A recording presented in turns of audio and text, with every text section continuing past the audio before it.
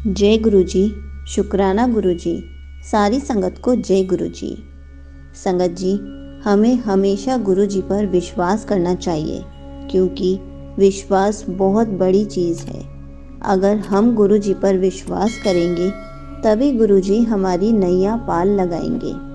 क्यों घबराता है मन बावरे, क्यों रहता है उदास, तेरे साथ है इतना प्यारा गुरु, तू कर उस पर विश्वास। संगत जी, बहुत ही अच्छी लाइन है ये कि हमें हमेशा गुरु जी पर विश्वास करना चाहिए। हमारा मन क्यों घबराता है, हम उदास क्यों रहते हैं, जब गुरु जी हमारे पास हैं तो फिर एक बार उन पर विश्वास करना तो बनता है। हम विश्वास करेंगे तो हमारा मन भी नहीं घबराएगा, उदास भी नहीं होगा। क्यों नहीं होगा? क्योंकि गुरु जी हमारे पास हैं और गुरु जी पर हमें अटूट विश्वास है। तो चलिए इसी पर एक आंटी जी का सत्संग सुनते हैं, जिन्होंने बहुत अच्छे से बताया है कि वो गुरु जी पर इतना विश्वास करती हैं कि गुरु जी उनके बच्चे का बहुत ख्याल रखते हैं और गुरु जी उनको क्या क्या मिरेकल्स दिखाते हैं। ये सत्संग पूरा ज़रूर सुनिएगा, आपको बहुत सारे आंसर्स मिलेंगे। तो चलिए आंटी जी का सत्संग सुनते हैं। जय गुरु जी। संगत जी, ये मेरा पहला सत्संग है जो मैं YouTube पे शेयर कर रही हूँ। आम जिंदगी में तो सत्संग शेयर करते ही रहते हैं। मैंने 2 बार घर पे सत्संग कराया भी है। मैंने अपना सत्संग तभी भी शेयर किया था, पर ऐसा मुझे मैसेज आ रहा था गुरु जी का काफ़ी टाइम से कि अपना सत्संग रिकॉर्ड कर और शेयर कर। और मैं ये चैनल काफ़ी टाइम से सुन रही हूँ। आंटी जी के जो सत्संग होते हैं काफ़ी अच्छी तरह से शॉर्ट फॉर्म में ये शेयर करती हैं, तो मुझे लगता है कि इस प्लेटफॉर्म पे शेयर करना इस वक्त काफ़ी सही रहेगा।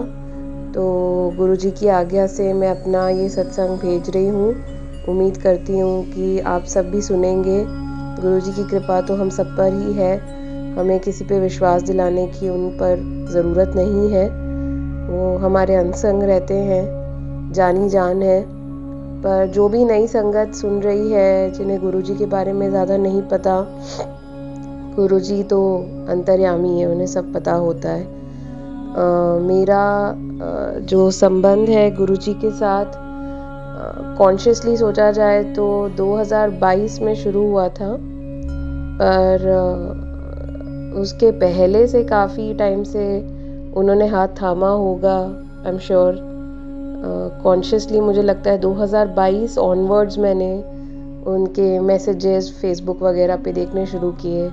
मेरी जो मदर है वो उनको पहले फॉलो करती थी, धीरे धीरे उनके थ्रू मुझे उनके बारे में और पता चला। मेरा फर्स्ट चाइल्ड होने वाला था 2023 में, तो मेरी मदर 2022 में बड़े मंदिर जाना चाहती थी। उन्हें पता नहीं था कि ऐसे फ़िक्स टाइमिंग होते हैं, तो वो थोड़ा जल्दी पहुंच गई थी छतरपुर। मैं दिल्ली में ही रहती हूँ, तो उन्होंने पहले सोचा कि वो घर वापस आ जाएं, पर मैंने बोला नहीं, आप जब गए हो इतनी दूर मिल के आओ गुरुजी से, ज़रूर उनका बुलावा आया है तभी आप गए हो। बाय चांस हमारी पहचान के फैमिली फ्रेंड्स छतरपुर में मिल गए, तो मेरी मदर ने वहाँ वेट किया। फिर वो 4 बजे वहाँ गई, ठंड का मौसम था तो मंदिर जल्दी खुल गया। फिर वो गई, बहुत अच्छे दर्शन हुए। मेरा जब बेबी होने वाला था, मैंने पहले से सोचा था कि अगर मेरा बेटा होगा तो मैं उसका नाम कबीर रखूँगी। और मेरी मदर जब गई बड़े मंदिर, तो उन्होंने जितने भी शब्द सुने उनमें कबीर जी कहते हैं, कबीर जी कहते हैं। वो तो आपने सुना ही होगा कि गुरबानी में काफ़ी बार आता है। तो ये एक तरह से संकेत था कि इस नाम पर गुरु जी की भी मोहर है। फिर धीरे धीरे जब मेरा बेबी हुआ 3 मंथ्स में, हम उसे बॉम्बे के मंदिर ले गए। फिर कुछ टाइम बाद हम उसे बड़े मंदिर 6 महीने का जब हुआ, तब उसका अन्नप्राशन हमने लंगर प्रसाद से ही किया। उस टाइम मैं अपनी फैमिली के साथ गई थी, पर फिर दिल्ली में मैं और मेरा बेटा रहते हैं, तो मेरा मन था कि मैं दोबारा बड़े मंदिर जाऊं। जिस सुबह मैंने जाना था संडे को, मैं थोड़ी देर के लिए कमरे से दूर गई थी, और जब मैं वापस आई तो मैंने देखा कि मेरा जो बच्चा है तब वो उसने क्रॉल करना शुरू भी नहीं किया था। पर कुछ ऐसे वक्त फिरा कि बच्चा बेड के कोने पे था, वो लिटरली लटका हुआ था, उसका सर बेड पे था और बॉडी लटक रही थी और वो मज़े से सो रहा था। देख के ऐसा ही लगा जैसे गुरुजी का हाथ उसको संभाले हुए है, और कौन हो सकता है घर में उसका ध्यान रखने वाला।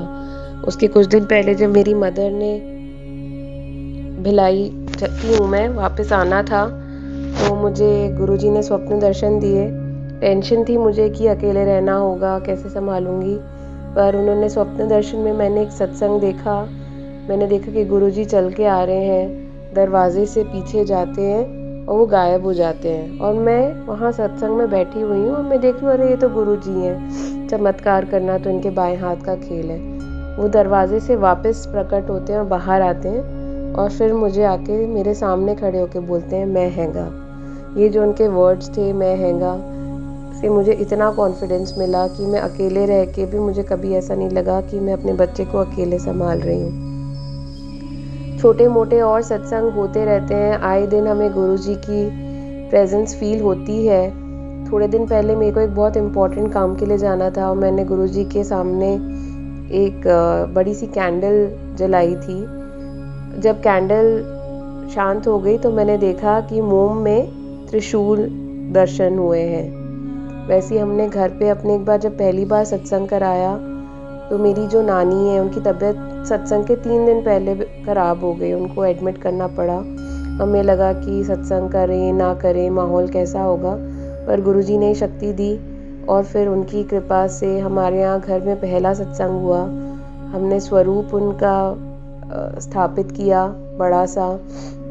बहुत अच्छे दर्शन हुए। मेरी नानी माँ ठीक होके घर भी आ गई भगवान की दया से, गुरुजी की मेहर से।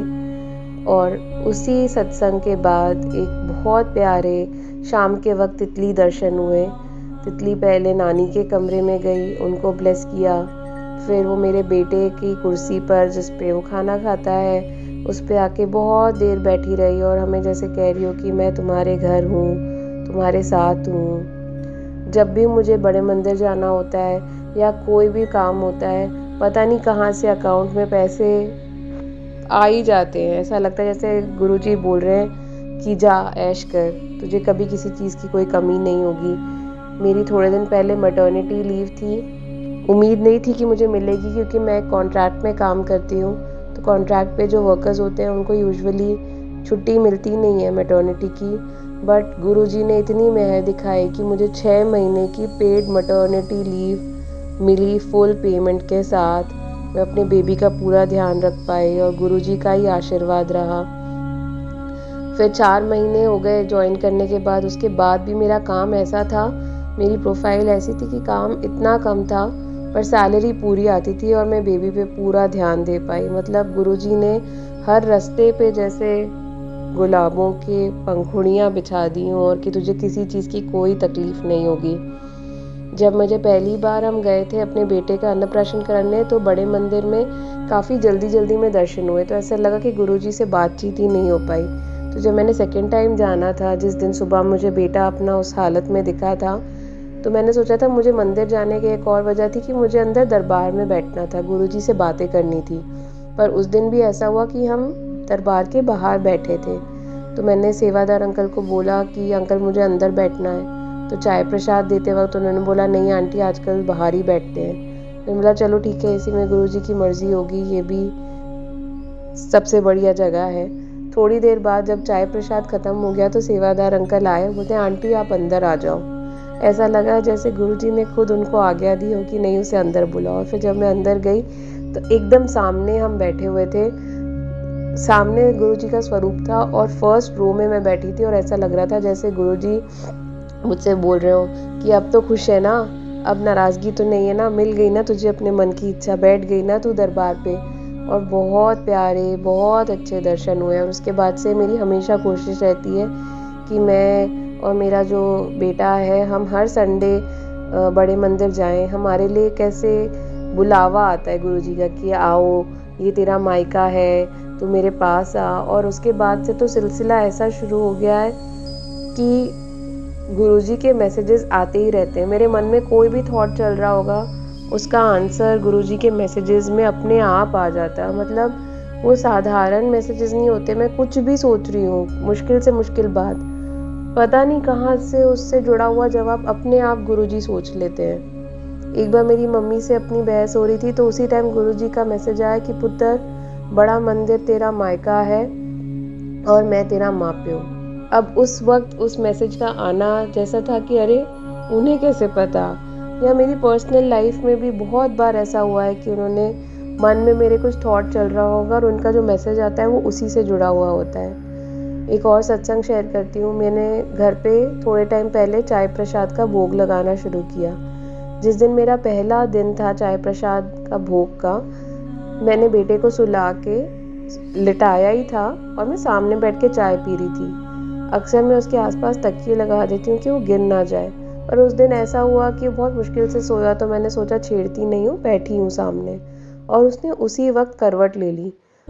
डिस्टेंस कम था पर मैं इतना भी नहीं भाग पाई कि उसको फटाक से रोक सकूँ और मेरे हाथ से चाय प्रसाद छलक गई। मैं बहुत घबरा गई कि पता नहीं बच्चे को कितनी चोट लगी होगी। वो बहुत रोया, पर उसको गुरुजी की कृपा से बिल्कुल भी तकलीफ़ नहीं हुई। ऐसा लगा जैसे चाय प्रसाद ने सारी तकलीफ़ अपने ऊपर ले ली। और मैंने गुरुजी का इतना शुक्र मनाया कि आज पहली बार मैं चाय भोग लगा रही थी चाय प्रसाद का, और आपने हमारा सारा कष्ट दूर कर दिया।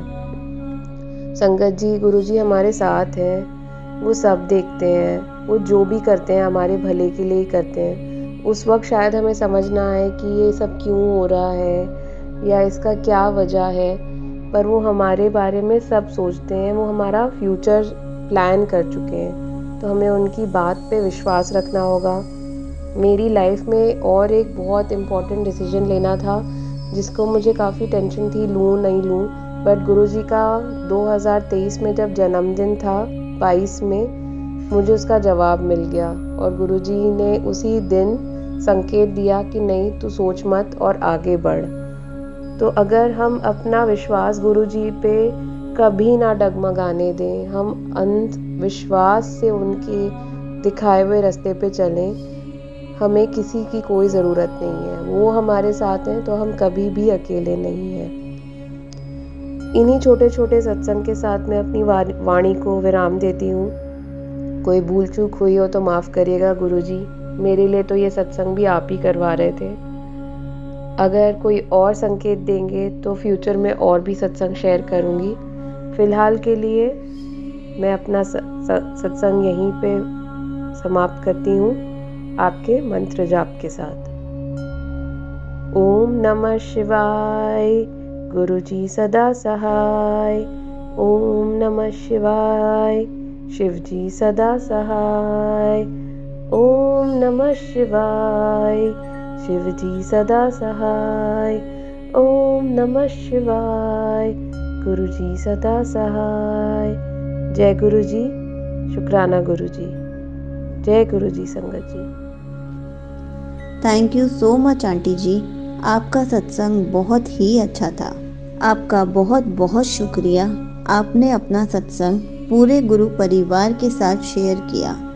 आपने बहुत अच्छे से बताया कि आप गुरुजी पर कितना विश्वास करती हैं। गुरुजी आपके बच्चे के अंग संग रहते हैं। आपके बच्चे पर गुरुजी की कितनी ब्लेसिंग्स हैं। गुरुजी उनका बहुत अच्छे से ध्यान रखते हैं।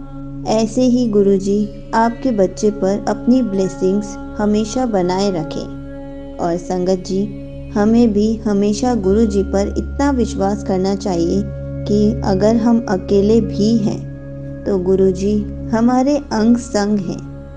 हम गुरुजी पर विश्वास करेंगे, गुरुजी हमें और हमारे घर को खुद संभाल लेंगे। गुरुजी के होते हुए हमें किस बात का डर। इसलिए ना ही हमें घबराना है और ना ही उदास होना है। बड़े ही विश्वास से कहना है, हमारे पास हमारे गुरुजी हैं, कुछ नहीं होगा हमें। इससे हमारा कॉन्फिडेंस बढ़ेगा, हमारा गुरुजी के प्रति और विश्वास बढ़ेगा और गुरुजी हमारा हमेशा ख्याल रखेंगे। जय गुरुजी, शुक्राना गुरुजी।